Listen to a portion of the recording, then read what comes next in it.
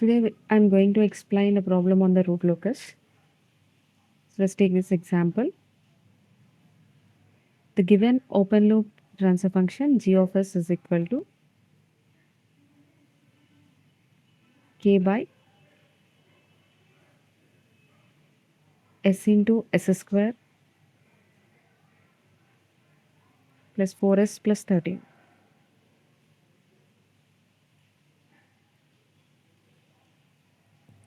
So this is the open loop transfer function given, and we need to sketch the root locus.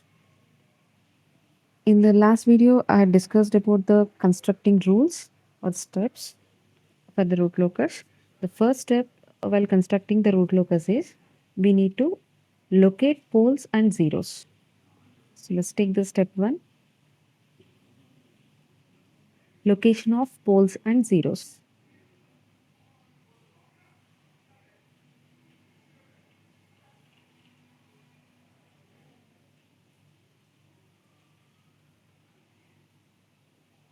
From the given open loop transfer function,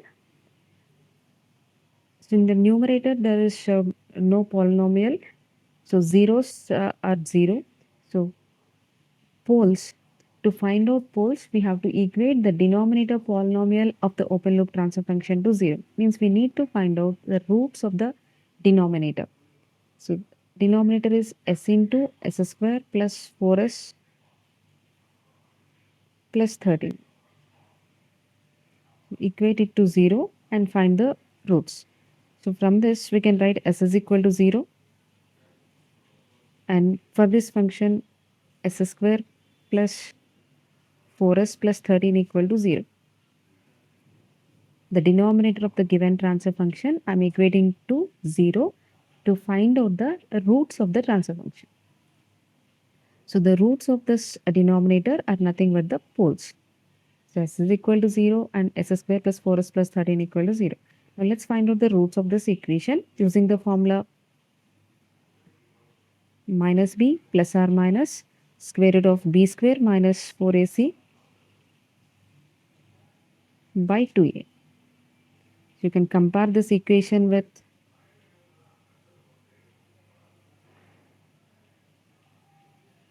ax square plus bx plus c. The roots of this quadratic expression are nothing but minus b plus or minus under root b square minus 4ac by 2a. So what is the s coefficient here? 4. So b value is minus 4 plus or minus under root b square is 4 square, that is 16 minus 4 into a value is 1 into c. C value is 13 here.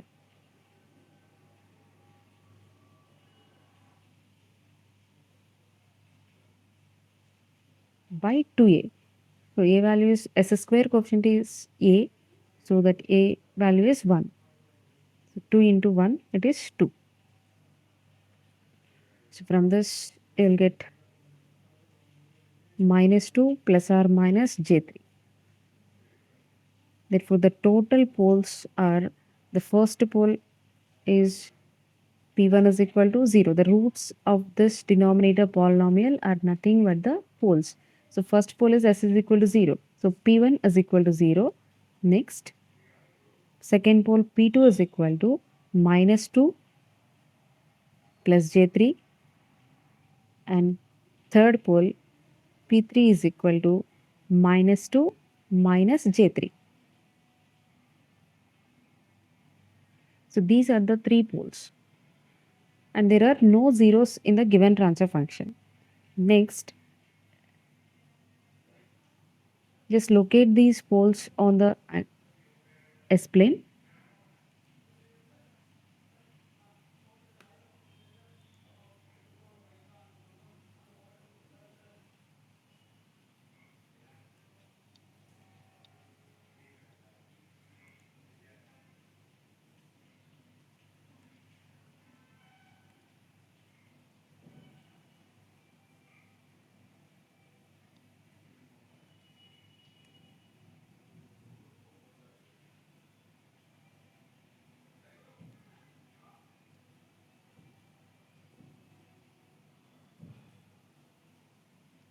Now let's locate the poles on the S plane. So where are these poles? The poles are at 0, it means at origin. Pole will be denoted with cross. So this is at 0. Next, minus 2 plus j3. So let us mark this is minus 1, minus 2, minus 3 and up to infinity, minus infinity. And this imaginary axis means j omega axis, j1, j2 and this is j3. And here minus j1, minus j2, minus j3. So mark the second pole, it is minus 2 plus j3, that is nothing but minus 2 is the real value and j3 is the imaginary value. So this is minus 2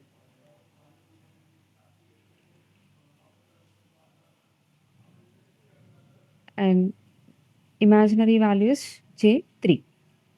So minus 2 and j3. So corresponding pole. Next, third pole is minus 2 minus j3. So this is the negative imaginary axis minus j3. Now you can mark the two poles. So one pole is at minus 2 plus j3, indicate with cross, and third pole minus 2 minus j3, you can indicate with the cross. Now these are the three poles we marked on the S plane. Second step, we have to find out the root locus on the real axis. See, the number of branches of root locus are based on the number of poles if poles are greater than zeros. If zeros are greater than poles, then number of root locus branches is equal to number of zeros. So here there are no zeros in the given question, only the poles are exist. Then the number of root locus branches is equal to number of poles.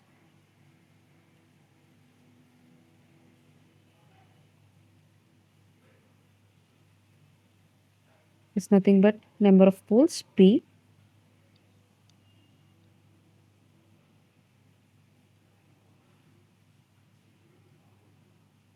How many number of poles are there here? Total 3 poles are there. So therefore number of poles is equal to 3. So number of root locus branches we get, those are 3. Now let's find out the root locus on real axis. So where the root locus will exist on the real axis. For that, you can consider this. Already we have marked the root locus.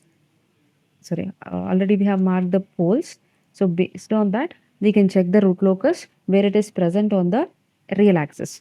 This entire x-axis is nothing but the real axis. This is positive real axis and this is negative real axis. So entire x-axis is nothing but the real axis. Y-axis is nothing but imaginary axis. Now we are checking the root locus, whether it is present on the real axis or not. So for that, you have to consider a point. Suppose this is one pole at origin and these two are imaginary poles, complex poles. So I want to check whether the root locus is exist between the pole at 0 and infinity. So I'm checking for entire real axis. Suppose if I take a test point here, so let us take the test point as P1. To the right of the test point, if the number of poles and zeros are equal to an odd number, then root locus will exist. So between infinity and this pole, I'm taking a test point. So just a point it is to test whether the root locus is exist or not. So to the right of this P1, how many poles and zeros are existing here? Only one pole is there. So 1 is a odd number. Hence, the root locus will exist between this infinity and pole at origin. So this entire negative real axis is nothing but our root locus. The root locus present on the entire negative real axis. So this is root locus. So step 2 is finding the root locus on real axis. For that, you have to consider where you are checking in between the pole and infinity. If the root locus is present or not, we are checking. Further, take a test point between those two. to the right of the test point, if the number of poles and zeros, the number of poles and zeros is a odd number, then the root locus will exist between those 2 points.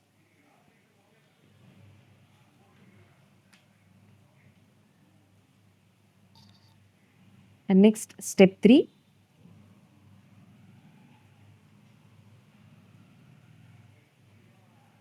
Next, we have to find out the angles of asymptotes and centroid.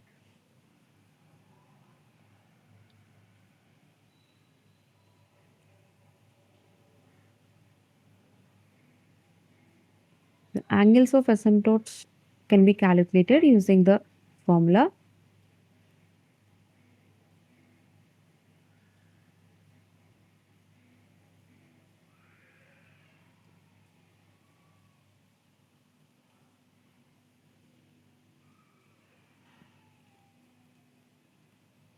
is equal to plus or minus 180 into 2q plus 1 by n minus m. And these q values are varying from 0 to n minus m, where n is number of poles and m is number of zeros. So zeros are 0 in our example and poles are 3. So q values are from 0 to n minus m. 3 minus 0, it is 0. So 3. So 0, 1, 2 up to 3. So consider at q is equal to 0, the angles of asymptotes is equal to plus or minus 180 into 2q plus 1. 2q into 0. So 2 into 0 plus 1 by 3. So it is nothing but plus or minus 60 degrees. Same way at q is equal to 1, the angles of asymptotes is equal to plus or minus 180 degrees into 2 into 1 plus 1 by 3. So this you will get it as plus or minus 180 degrees. Next, for q value 2, the angles of asymptotes is equal to 180 into 2q. In place of q, we have to substitute 2. 2 into 2 plus 1 by 3. So this we will get plus or minus 300. So we can write 300 means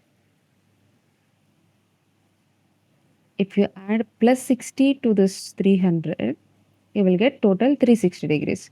So you can write this as minus or plus 60. If it is plus or minus 300, then you can write it in opposite sign minus plus 60 degrees. By adding 60 degrees, you will get the total 360 degrees. And next for q is equal to 3. So plus or minus 180 into 2q plus 1. 2 into 3 plus 1 by n minus m is 3. So this is plus or minus 420. So for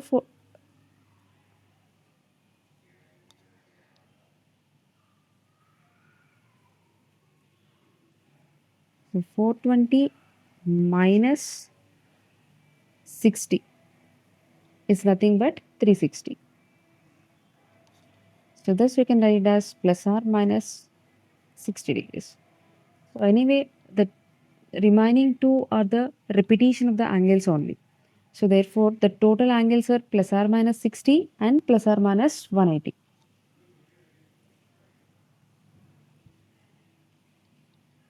After finding the angles of asymptotes, we have to find out the centroid. Centroid is nothing but the intersection points of the asymptotes on the real axis. So to get centroid, the formula is centroid is equal to sum of poles minus sum of zeros by number of poles minus number of zeros. Number of poles is indicated with n and number of zeros is indicated with m. Sum of poles. What are the poles we have? The poles are P1 is 0 and P2 is minus 2 plus J3 and P3 is third pole is minus 2 minus J3. So sum of pole means add all these 0 minus 2 plus J3 minus 2 minus J3 and zeros. There are no zeros here. So by n minus m, 3 minus 0, n value is 3, number of poles. So 3 minus 0, it is 3. Plus j3 minus j3 get cancelled. Then it is minus 4 by 3. Its value is minus 1.33. This is the centroid. Next, step 4.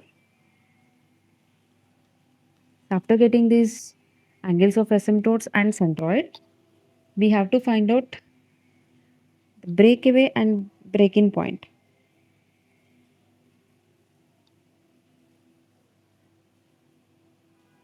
So whether the breakaway or break-in point exist on the real axis, we need to check.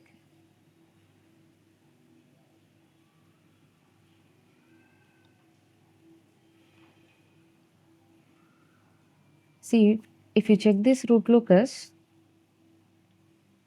on real axis, so on real axis, we have only one pole. Breakaway point or break-in point will exist between either two poles. If the two poles are there, and between the two poles, if there is a real axis, sorry, if there is a root locus, I will draw it here. So you have a root locus like this on real axis. Next, and if you have two poles in your transfer function and there exists a real axis between these two poles, then there exists a breakaway point. If there are two poles and there exists a root locus branch between those two poles, then breakaway point will exist between those two poles. Suppose you have two zeros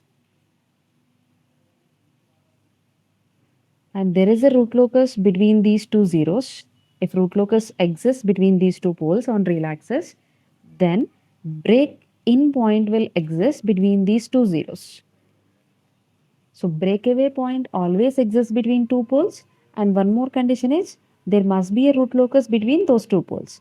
And break-in point will exist between two zeros, and there must be root locus between those two zeros. So when these conditions are satisfied, the breakaway or break-in point will exist. Suppose if we have one pole and one zero, and there exists a root locus between these two. How can we know whether the root locus exists between these two or not? So in the second step, we got the root locus branch on the real axis. So where the root locus branch exists here between this pole and infinity. So this entire negative real axis is the root locus branch.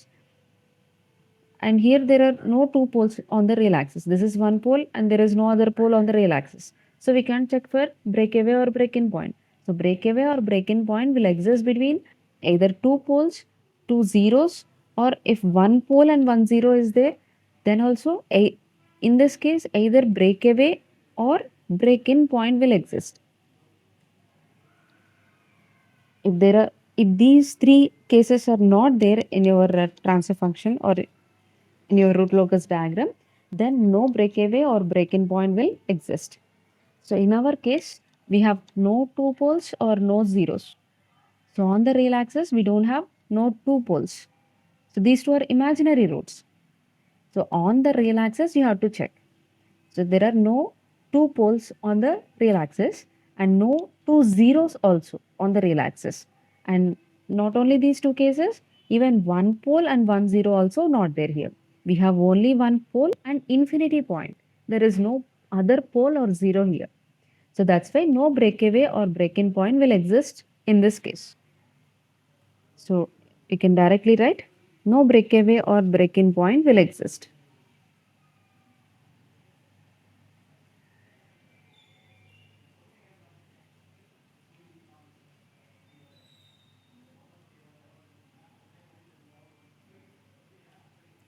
So after this step, next step is we have to find out the angle of departure and angle of arrival. So when this angle of departure will exist is when there is a complex pole in the given transfer function, then angle of departure will exist. If you have a complex pole, we have two complex poles, right?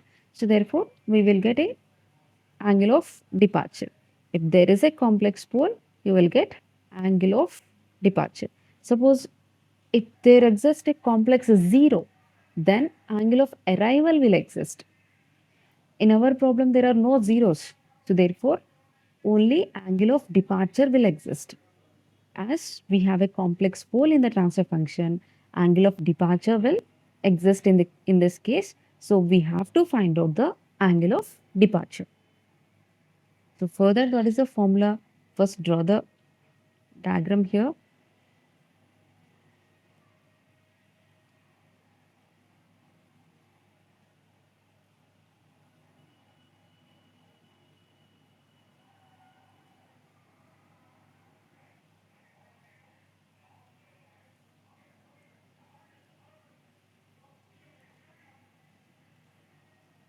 So let's mark the points J1, J2, J3, minus J1, minus J2, minus J3. And this is 0, minus 1, minus 2, minus 3, minus 4, and so on up to infinity. So now you can mark.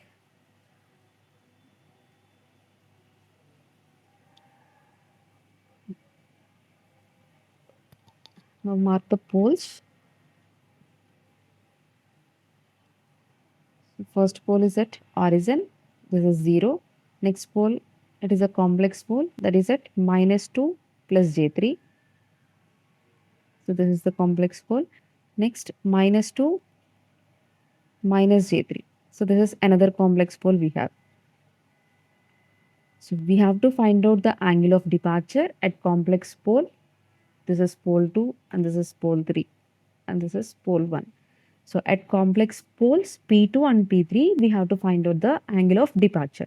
So for finding angle of departure at P2, you need to draw some vectors to this complex pole from other poles. Suppose if you are finding angle of departure at P2, what are the other poles you have apart from this P2?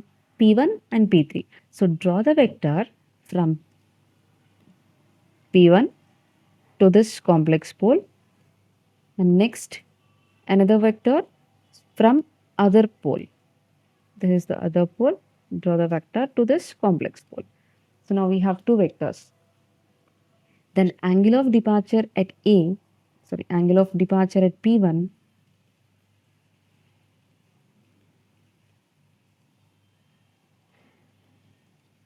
is equal to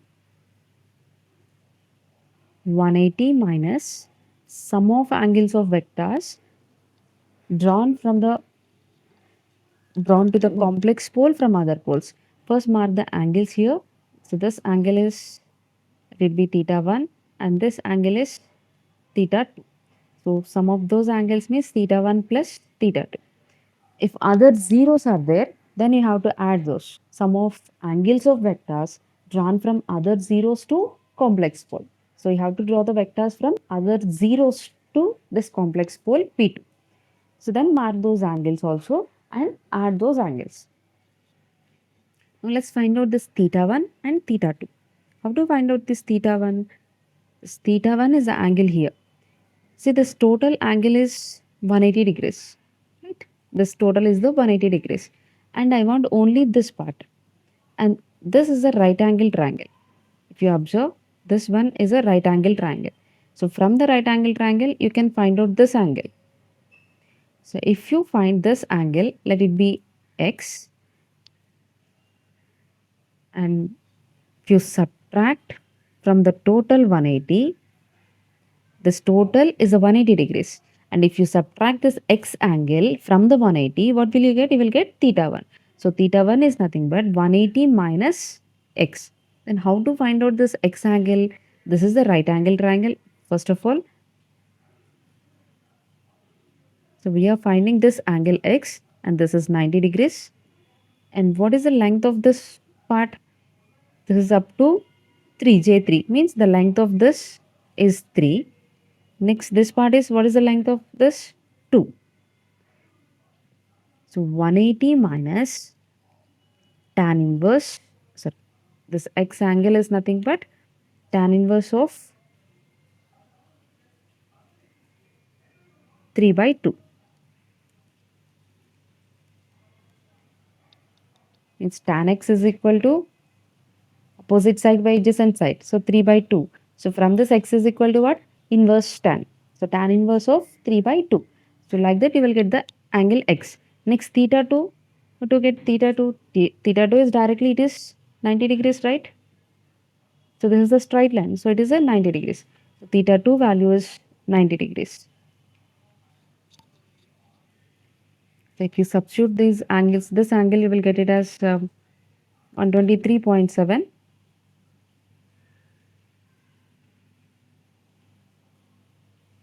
I'm writing directly. So total angle of departure at P1 is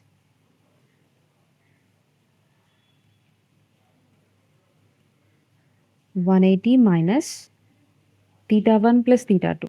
Theta 1 angle is 123.7 plus theta 2 angle is 90 degrees. So then the total angle is minus 33.7 degrees. This is the angle of departure at P1, at P2, sorry.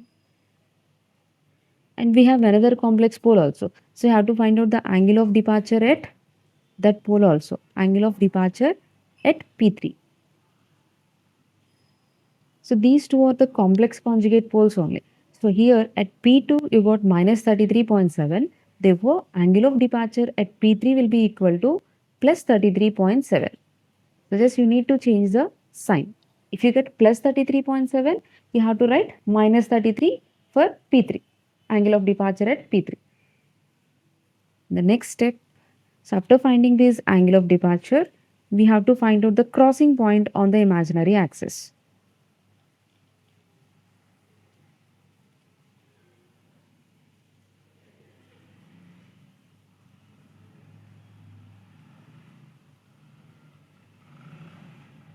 To find out this crossing point on imaginary axis, we have to consider the characteristic equation.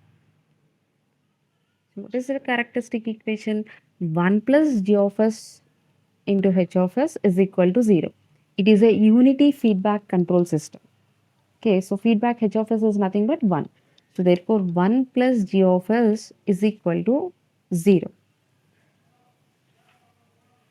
The given transfer function is g of s is equal to k by s into s square plus 4s plus 13.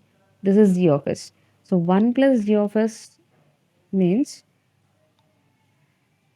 1 plus k by s into s square plus 4s plus 13 equal to 0.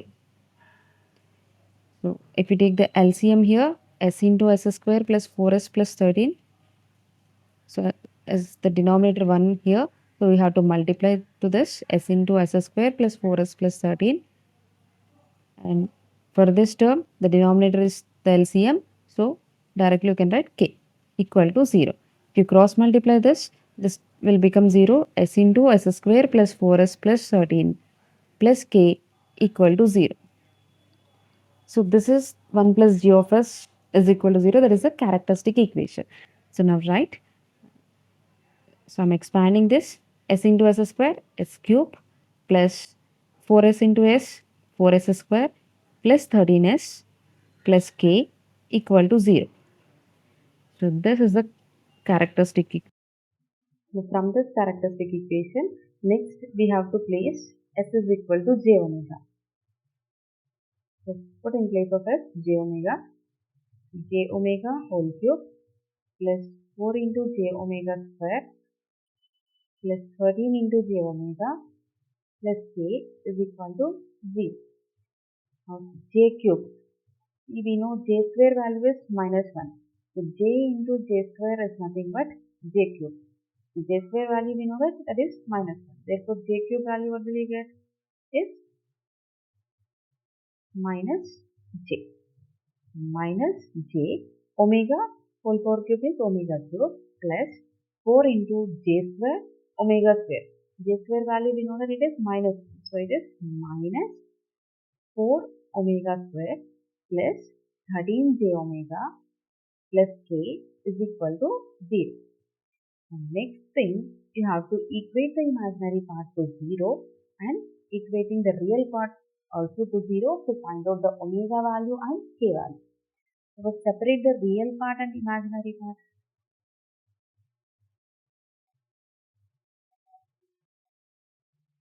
The real part is, what is the real part? This, wherever the j is present, that is nothing but the imaginary part. So what is the real part? Minus 4 omega square plus k. This is the real part. Minus 4 omega square plus k. So equate this real part to 0. Next imaginary part is what? Whatever the j terms are there, those are imaginary parts. So take the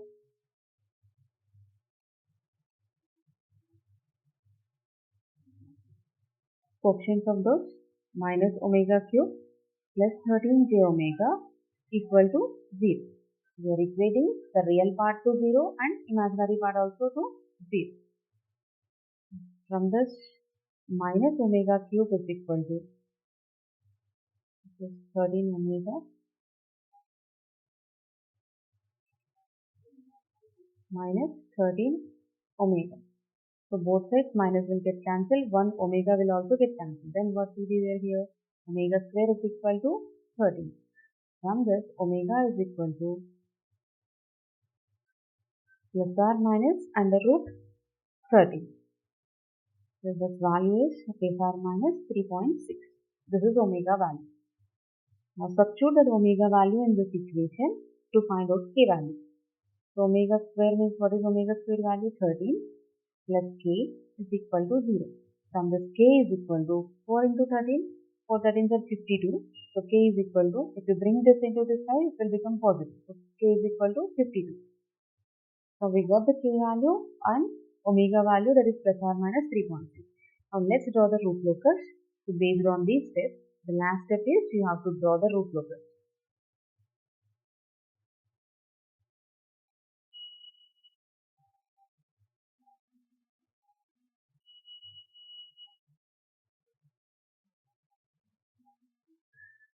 So draw the x-axis and y-axis.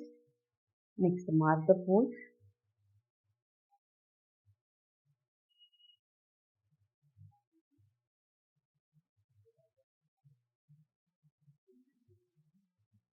Here are the poles. Pole is at 0. Next, minus 2 plus j3.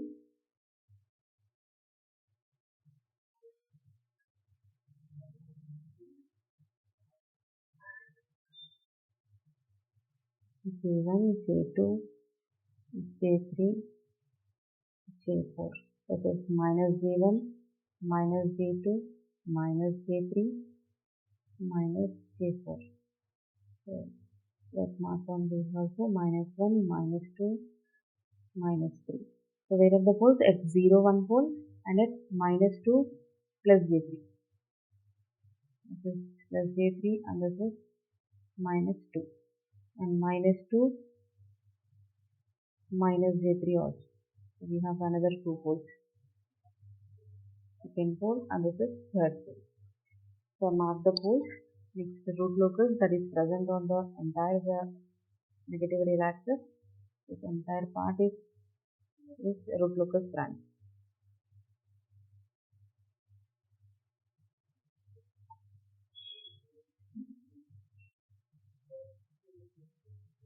So these are already we have marked in the second step. Next, we got the angle of departure and next crossing point, asymptote, centroid. All these we need to mark. What is the centroid value here? The centroid value we got is minus 1.33. Now mark that centroid here, minus 1.33. This is minus 1. So minus 1.33 means let it be here. Minus 1.33. This is the centroid. This point is centroid point. Next, after marking the centroid, we have to mark the angles of the centroid. What are the angles of the centroid? We got plus or minus 60 and plus or minus 180. So already this is the 180 axis, it is there. Now mark this plus or minus 60. Where I have to mark the plus or minus 60? At the centroid. Using the protractor, mark plus 60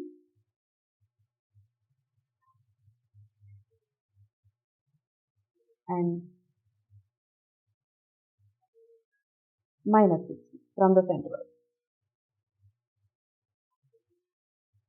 So using the protractor, you need to mark. This is plus 60 degrees and this is minus 60 degrees. So these are angles of asymptote.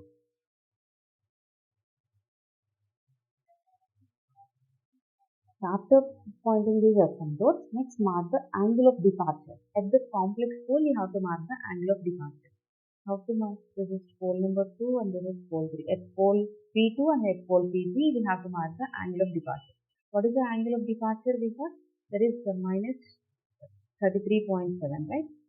At P2 pole, angle of departure is minus 33.7. So using the protractor, mark the angle of departure. So place the protractor here and mark the angle of departure like this. Just mark the angle. So this is minus 33.7 degrees. Next, at P3 pole, the angle of this is the angle at P2 pole. Angle of departure at P3 is what? That is the opposite side, plus 33. That plus 33 angle you have to place the protractor on this point. Next, mark this angle as plus 33.7. Now I have marked the angle of departure. Next, I need to draw the roof locus branches. So how many roof locus branches we have? Then it is equal to the number of poles if poles are greater than 0. The roof locus branches we have 3. Already we have marked one roof locus branch on the real axis. That one is over. Always these roof locus branches start at pole and ends at 0. If there are no zeros, these roof locus branches are going to terminate at infinity. See, one roof locus branch is started at pole 0, right? And it is terminating at infinity. So this roof locus branch is over. As there are no zeros, all the 3 roof locus branches are going to terminate at infinity. So one roof locus branch, this is starting at pole number 1 and it is terminating at infinity. That is over. Next 2 branches, they will start at the remaining 2 poles. So at P2 pole, one roof locus branch will start and it will also end at infinity. But how to draw the roof locus branch? So already I have marked the angle of departure. The roof locus branch will take that angle, make it here. So with this angle, the roof locus branch starts and it is going in parallel with the angle of asymptote. That's why we draw the asymptote here. So these are the straight lines which is marked for the roof locus. So you need to draw the roof locus first from the complex pole. On this angle of departure you have to draw. Next, that branch should be in parallel with the asymptote. Now it is going to cross the imaginary axis, right? Where it is crossing the imaginary axis? At 3.6. So this omega values, this is j omega axis, right? So at omega value 3.6, the root locus is crossed. So let us mark this as 3.6, right? 3.6, it is going to cross and it will going to terminate at infinity point. The same way, another third root locus branch, it is originating at pole number 3 and takes the angle of departure, this angle plus 33.7. Next, where it is crossing? At 3.6 minus 3.6. Crossing the imaginary axis at minus 3.6. Later it will go in parallel with the angle of asymptote and going to terminate at infinity. So this is the complete root locus branch. So the total 3 branches you need to mark. Let me mark the root locus branches. So this is root locus branch 1. Next, this is root locus branch 2. It is starting at P2 pole and terminating at infinity. And this is the root locus branch 3.